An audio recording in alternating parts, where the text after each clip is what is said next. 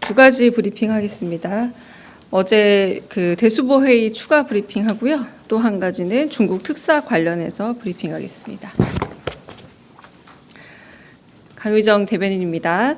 어제 있었던 대통령 주재 제8차 수석 보좌관 회의 관련해 추가 브리핑 하겠습니다.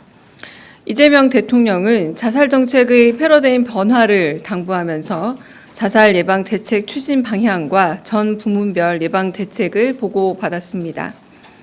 이 대통령은 특히 군인과 금융 취약계층 그리고 전세 사기 피해자들의 자살 현황과 원인에 큰 관심을 보였습니다. 군 자살 사고의 경우는 간부들의 자살 건수가 병사들보다 2배가량 높다는 데 주목하면서 군 복무 중 병영 갈등에 대한 처벌 부담이 간부 자살의 원인이라는 점에 공감했습니다. 금융 취약계층의 경우는 과도한 부채와 불법 사금융에 따른 상환 부담, 추심 압박 등이 자살의 직간접적 원인이라는 점을 지적하고 금융권의 추심 편의를 돕는 게 역으로 채무자의 권리를 침해하는 것은 아닌지 따져 물었습니다. 이어 은행이 성의 없이 공시송달을 하거나 소멸시효 완성 사실을 제대로 알리지 않아 불법 추심으로 빚이 대물림돼 삶의 의지가 꺾이면 안 된다라고 강조하면서 관련 법과 세칙 개정을 검토하라고 지시했습니다.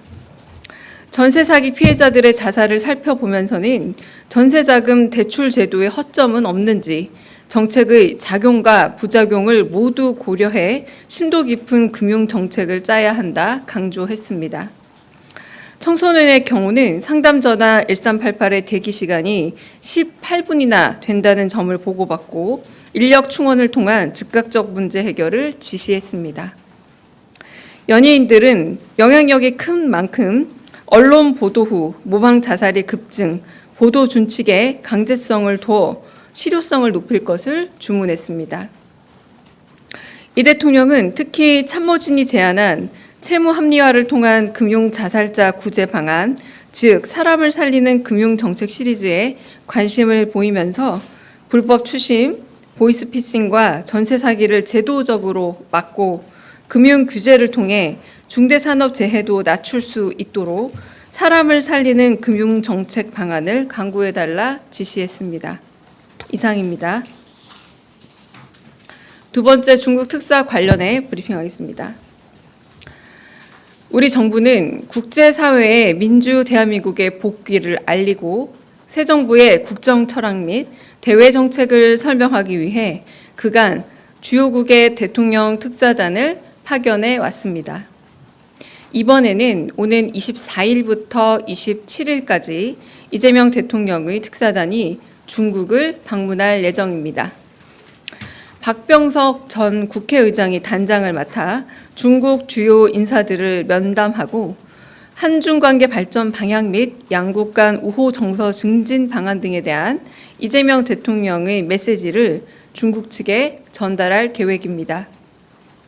특사단은 한중 전략적 협력 동반자 관계의 성숙한 발전을 지속 추진해 나가고자 하는 우리 정부의 의지를 전달하는 한편 양국 간 경제, 문화, 인적 교류 등 다방면에서의 활발한 교류와 협력 방안 등에 대해 폭넓게 의견을 교환할 예정입니다. 이번을 마지막으로 신정부 출범을 계기로 추진한 주요국에 대한 대통령 특사단 파견은 마무리됩니다.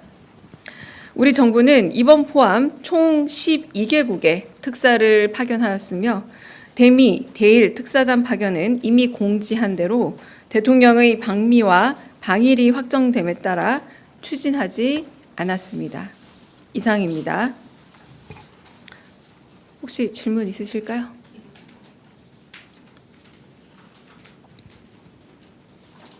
네.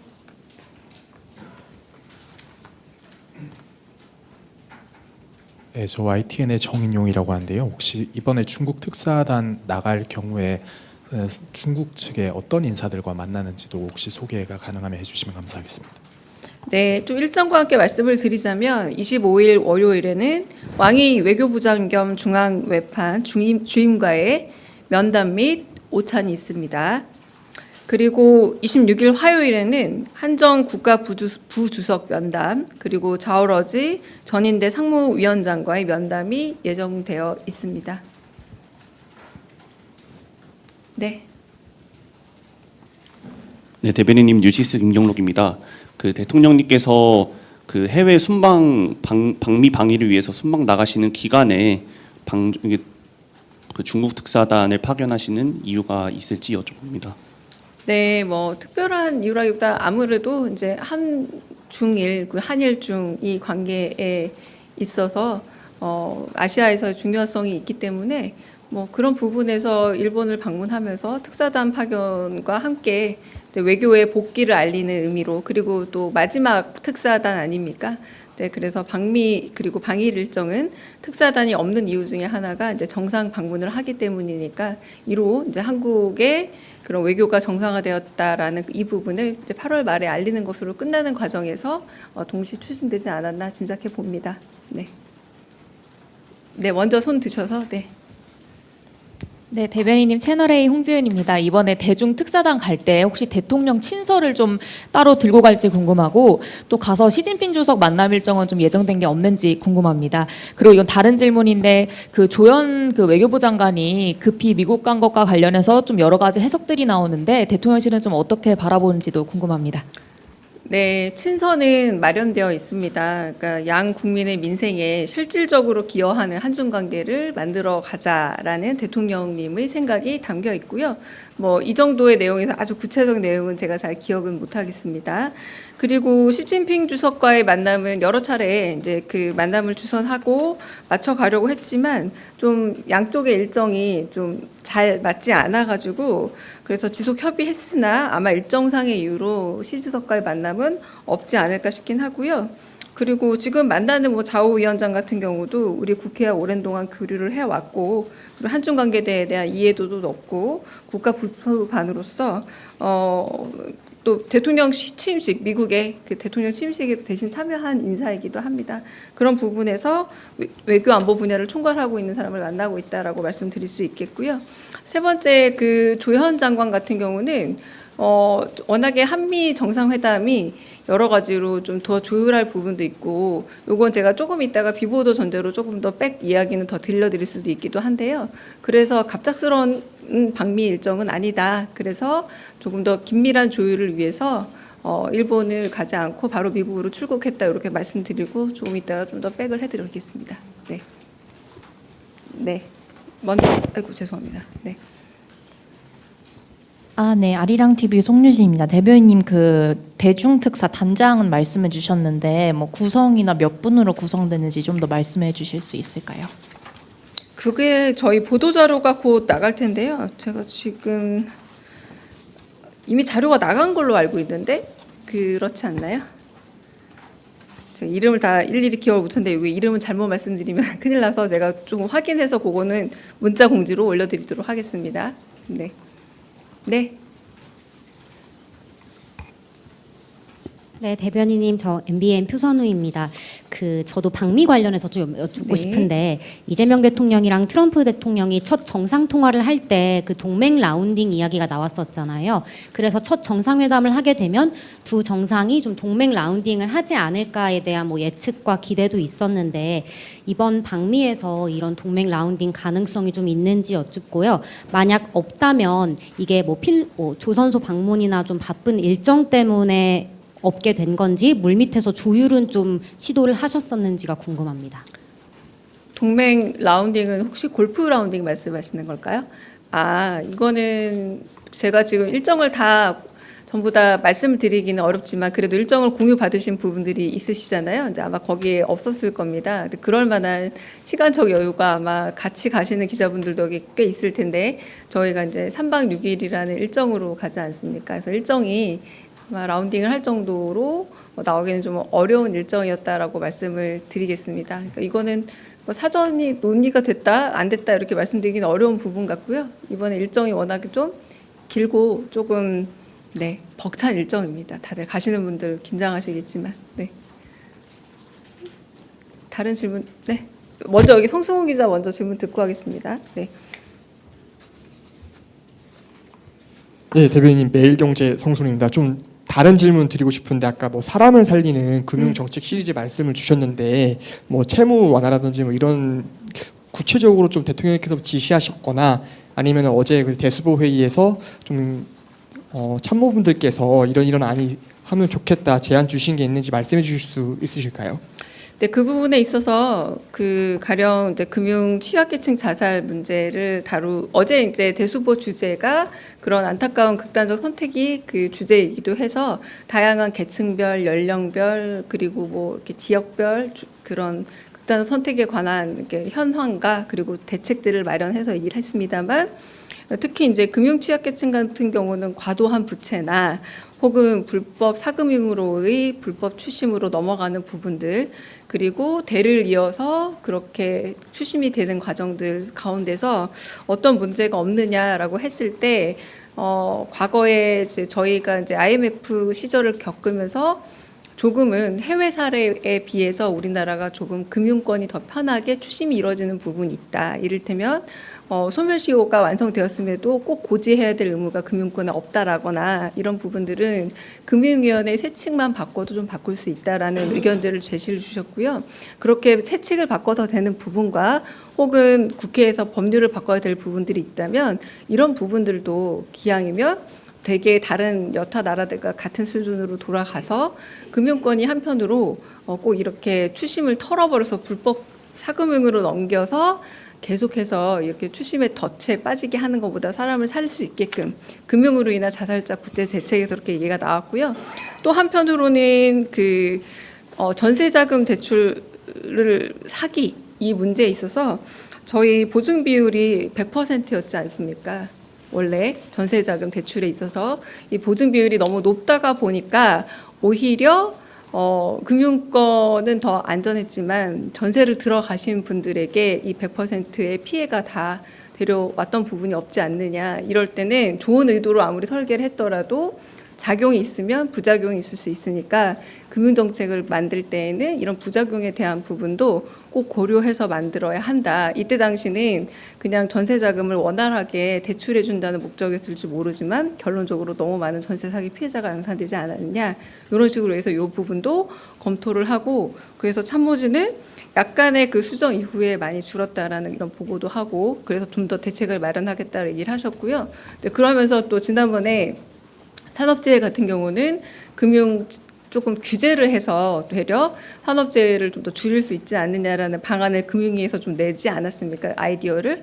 그런 것들을 통해서 사람을 살리는 금융 제도에 대한 것들을 조금 경제수석이라던가 재정보좌관이라던가 정책실장님께서 좀 아이디어를 짜서 이런 부분들을 시리즈로 만들어 보면 좋겠다. 이런 흐름이었습니다. 네. 네. 네, 연합뉴스 영문의 김은정입니다. 그 중국 특사단이 그 전달하게 되는 대통령 친서에 시진핑 주석의 에이펙 정상회담 초청 내용도 들어있는지 궁금하고요. 또 애초에 중국 측에서 대통령의 정승절 참석 의사를 빈공식적으로 타진한 걸로 알고 있는데 우원식 국회의장이 참석하게 되는 부분에 대한 언급이 있는지도 궁금합니다. 네, 에이펙 내용이 들어가 있는지는 제가 친서 내용을 확인해 보지는 않아서 정확하게 알 수 없습니다. 아까 말씀드린 것처럼 좀 더 양국민의 민생에 실질적으로 기여하고 호혜적인 방향 안에서 한중 관계를 좀 더 만들어 가자라는 대통령의 생각이 있고 그중에 에이펙이 담겨 있을지는 제가 잘 모르겠습니다. 그리고 두 번째 그 전승절 행사 같은 경우는 일단 뭐 대신이란 표현은 잘못된 표현이고요. 근데 국회에도 초청이 간 겁니다. 그래서 국회 수장인 우원식 국회의장이 그 초청에 응한 거고요. 저희가 대통령실에 초청이 왔는지 그리고 초청에 대해서 응했는지 응하지 않았는지에 대해서는 아직 말씀드리기 좀 만한 내용이 없고 말씀드리기 어려운 것으로 알고 있어서 정리되는 대로 말씀을 드리거나 하겠습니다. 네. 다른 질문 또 있으실까요? 네. 저 뒤쪽에 네.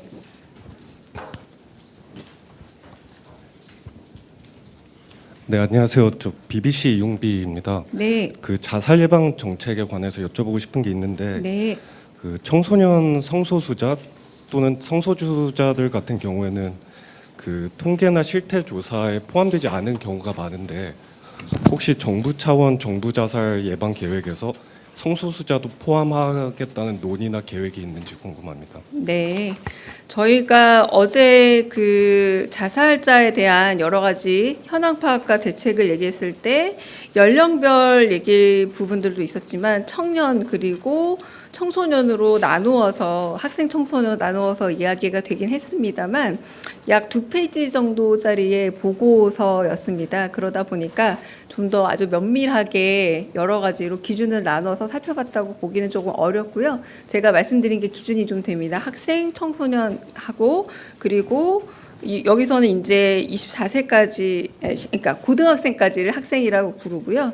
그리고 청년 같은 경우에도 이제 나이를 나누어서 청년 자살률 뭐 이런 문제들로 다뤘기 때문에 그런 어떤 성적 지향성과 관련된 그 구분은 따로 여기 아직 나눠지지 않고 좀 더 세부적인 수석실에 그 문제에 대한 보고 현황이 더 올라와야 우리가 같이 논의할 수 있는 대상이 되지 않을까 싶습니다. 네. 네. 네, 대변인님 JTBC 이승환입니다. 그 경북 청도에서 일어난 철도 사고와 관련해서 이제 좀 인재일 가능성이 높다는 보도들이 잇따르고 있는데요. 혹시 대통령께서 좀 관련 언급이 있으셨는지 또는 메시지를 낼 계획이 있으신지 여쭤봅니다. 네, 이것도 저희가 뭐 늘 안타까워하십니다. 안타까워하시고 단순한 수신호 내지는 이렇게 무전기로도 서로 연락을 했으면 이 일종의 재해, 산업재해로서의 죽음이 없었을 텐데라는 안타까움을 표현하셨고요. 그리고 오늘 아침 회의에서도 그 밀폐 공간을 청소하시려다가 황화수소에 중독이 돼서 안타깝게 좀 다치신 분도 있고 좀 그런 상황에 대해서도 이런 부분에 대해서 어떤 획기적인 방법이 없을까 고민하시면서 안타까워하셨습니다. 그러나 이 부분에 대해서 별도의 따로 메시지를 준비하지는 않으셨습니다. 네.